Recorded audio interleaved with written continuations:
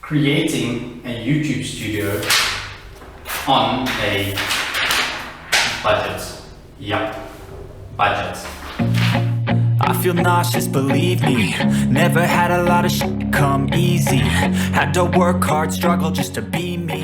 Had to rise up just so they could see me. Hey guys, so a while back I decided that I was going to create an online course titled the Productivity POA Masterclass, a personal plan for massive action. Alright, but the only issue, as you can hear, is that I had nowhere to record it.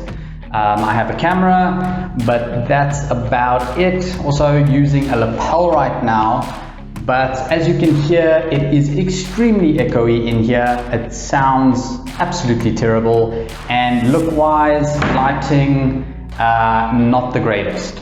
So I decided, why not make a video about creating a YouTube studio on a budget.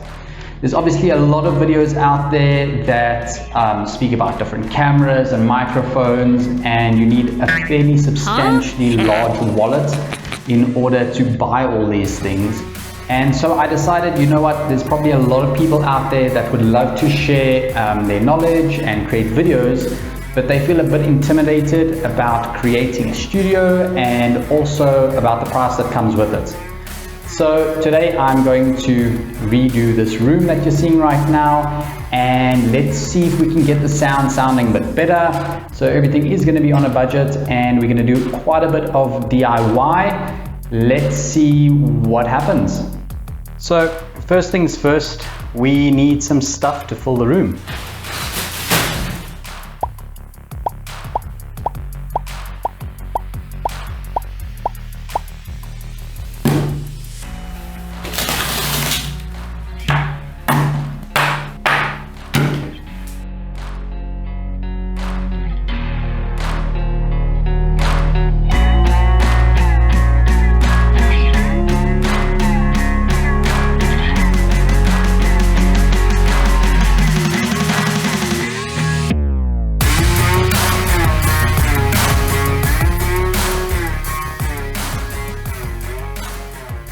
Alright guys, so changed into some working clothes. You'll see that we have laid the carpet, and that's purely going to be for acoustics to try and absorb some of the sound.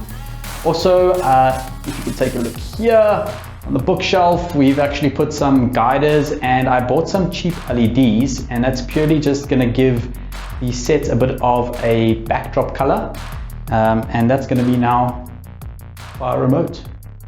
So there we go.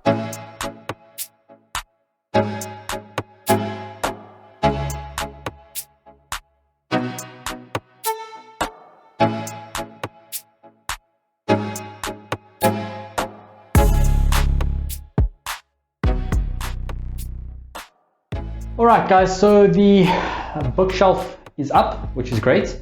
Now is going to be the hard part. We're going to build acoustic panels, right? So because of the noise in this room, I decided to build some acoustic panels. I did put some of this foam up, but it really hasn't helped much. So I'm going to build some heavy duty acoustic panels. And what we're going to use for that is this, which is going to be basically it's used for insulation. So normally they use it for insulation in roofs and so forth, like a sponge. And then if you take a look below, we've got our frame, all right? So if you take a look below, we've got our frame. So it's just gonna be a wooden frame that we're gonna nail together, and we're gonna put the foam inside of it. And then afterwards, we're gonna wrap that with material. So let's see, let's see how this comes out. We're gonna build 4 of them. It's gonna take some time, but hopefully it's gonna pay off. Okay guys, so this is day 2. Last night I spent quite some time building the acoustic panels. You can see behind me. I used a wooden frame, insulation inside, covered it with material. So you'll see I basically did 4 panels, which now need to be mounted onto the wall.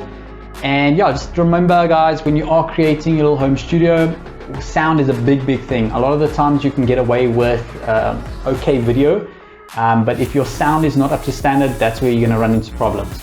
And that's exactly why I'm putting so much emphasis on sound. So right now, like I said, we've got the carpet in, we've got these foam panels, these smaller ones on the walls, and then we're going to mount the bigger panels as well now. After that, we might suspend a blanket from the ceiling as well, just to dampen the sound a little bit more. If we need some reverb, we can obviously add it post-production, and that's what we're going to do today. So we have mounted the sound panels, as you can see behind me over there. Had a bit of issues. One actually fell, knocked the plug at the bottom, and a part of my plug got stuck in the wall. But anyway, sorted that out. So yeah, basically that's up. You'll see I've got 3 behind me over there, 1, 2, 3, and then I put another one over here. And then behind me, you guys can see I just made a bit of a makeshift curtain with some old blankets that I had and some hangers. So I've just hung them from the doors there, just to give it a little bit of extra soundproofing.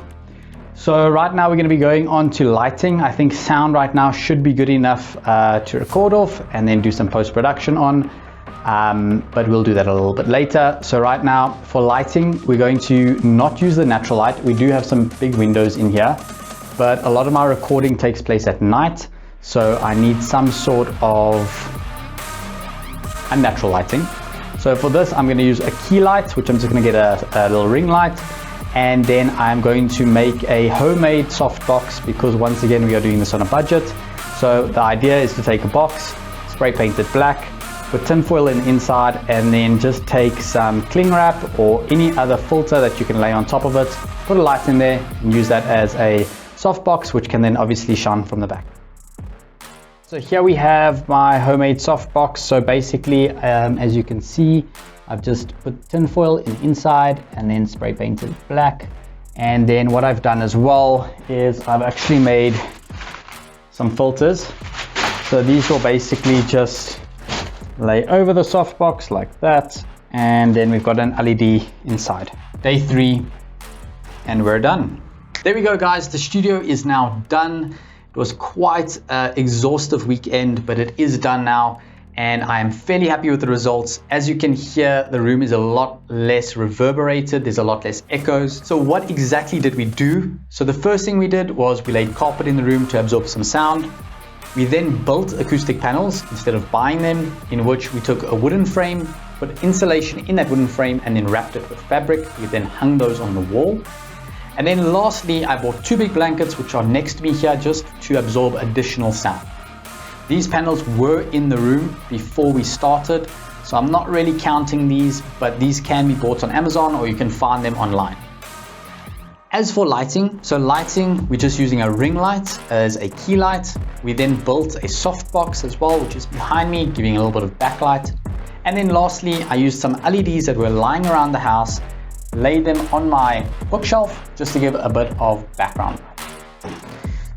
So the big question is, what did this cost? So rounding up, the carpet cost us $56, the fabric $13, both blankets were $6, tools $29, wood and insulation were $43, and the ring light was another $10. So in total, we spent $158. But if you do have the tools to build the panels, you can get away with around $128. So please guys, I'd love to hear your thoughts. Leave a comment below, like and subscribe. And if you'd like to see more videos, give me a shout.